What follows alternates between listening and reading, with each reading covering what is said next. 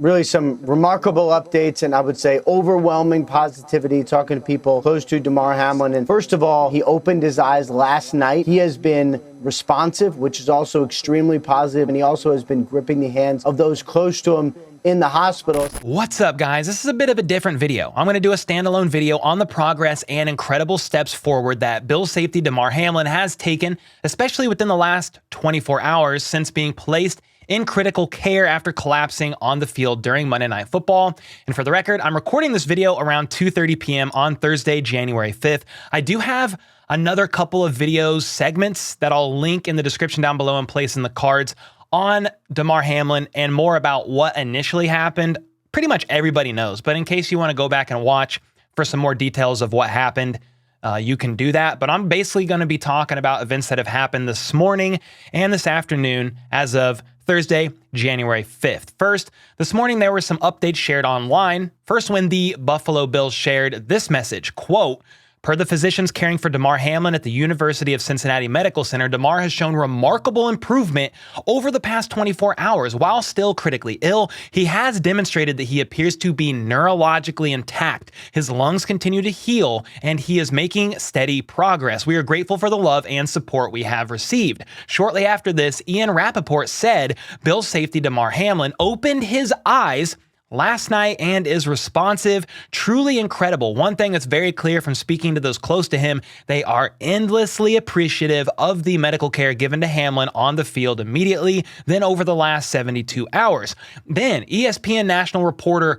Coley, it's my name with a Y, Harvey, then tweeted out, "I can confirm Damar Hamlin has been gripping the hands of his family members. Also told we will hear nothing from the family at the moment as they are still processing these developments." Just referenced this on First Take, but had a chance to speak with a cardiologist who is not treating Damar Hamlin, okay, for clarity's sake, to get context on how important that, quote, neurologically intact phrase in the Bills statement is. He told me he would only use that term if someone was, quote, moving their extremities with some form of purpose and if they're able to understand basic commands, end quote. The fact we now know Damar Hamlin has been gripping the hands of his loved ones appears to be a sign of that.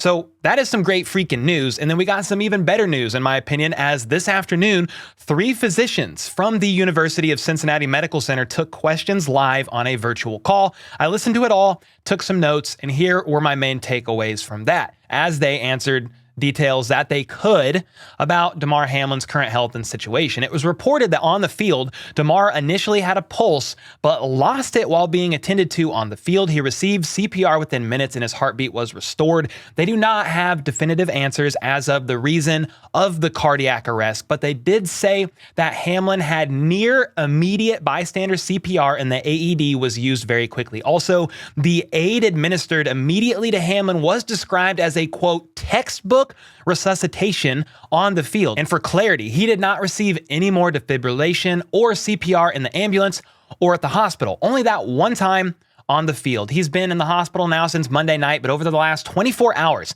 has made some incredible progress. Dr. Timothy Pritt said, quote, "He is beginning to awaken and it appears his neurological function is intact." They called it a turning point in ongoing care. And basically, based on Damar's responses so far, we've talked about it a little bit, but here's some more. With him being able to hold hands, being able to answer yes or no questions, I believe with a nod or shake of his head, and if not, for sure, via pen and paper, and then especially based on the first question that Damar asked when he awoke, the doctor said this, quote, "We know that it's not only that the lights are on," talking about his brain and its function, "but that he's home, and it appears that all cylinders are firing within his brain." Guys, this is very good news so far, and here is why they say that. After Damar awakened last night, meaning he opened his eyes and was showing some signs of cognizance, they found he was able to communicate via pen and paper, and the first thing he asked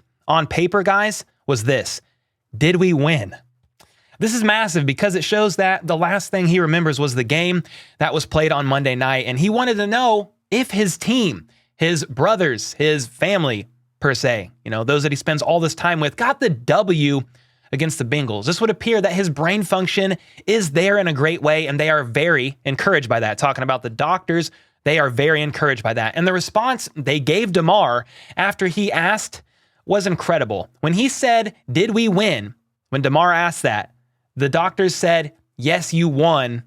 You've won the game of life." Someone asked in this presser if Damar showed any signs of a concussion because based on the tackle in the game, it was hard to know if his head did hit the ground or not. And the doctors responded saying, quote, "He does not have any physical or radiographic signs of head trauma," end quote. But since he's sedated, they are not able to do the typical test they would normally be able to do for a concussion. So we don't know that and probably won't, at least from what I could gather based on their answer.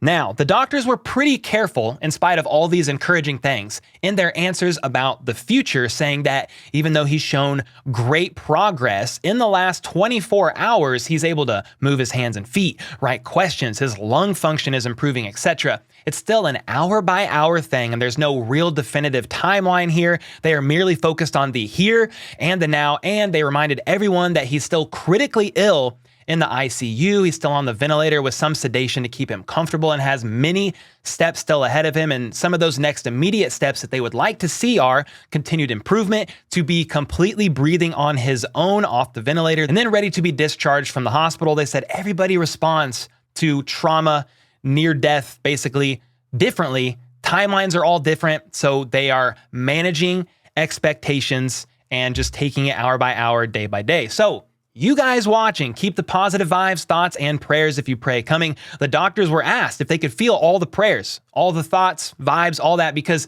basically the whole nation has turned their attention to the situation. It's just a really crazy one. A player collapsing on the field during a nationally televised game. It's basically never happened. And the doctors said they could feel them and made sure to give a ton of credit, and this is what I want to make sure to do too, to all the medical personnel involved, those on the field from each team, the first responders, nurses, hospital staff, etc. They are truly the heroes here, being able to recognize the problem so quickly and take decisive action. The doctor said that every second of delay in this situation could have been a matter of life or death, and the fact that they were able to act so quickly is a credit to the encouraging progress Damar has made so far over the last few days. So definitely shout out to all those people, first responders, all that, the real freaking heroes. You guys are awesome, and we appreciate you, just know that. And lastly, I thought this was pretty cool. The doctors say they've communicated to Damar Hamlin the outpour of support he's been getting from across the country, and quote, "We let him know how much toys he can buy after all this." Because as of right now, Hamlin's charity has now raised over $7.3 million in donations on their GoFundMe for his community toy drive. So I know that Damar will be grateful and extremely encouraged by all the support. And as he continues to improve, we'll be happy to know he's surrounded by his family and the whole world has been cheering him on. I realize this is a Chiefs news channel, but I'm going to be branching out and doing bigger picture NFL news, especially in the offseason. And this is a situation that everybody is looking at. Everybody's thinking about it. It's been on my mind. I was doing a live play-by-play reaction of the game, Bills and Bengals game on Monday night when it happened. And so this is definitely something I have been hoping, praying, and wishing for, that Damar Hamlin would survive, that he would come back from this. And whether or not he plays football, to me at this point, is irrelevant. It's just that he can come back and function, be with his friends, be with his family, and just be there. You know, the more that I read and research about this guy, he just seems like the real deal. 24 years young, a lot of life left to live, and I really am hoping for the best. And that's all I really got for this video. So until next time, let's go. Let's freaking go. How about those?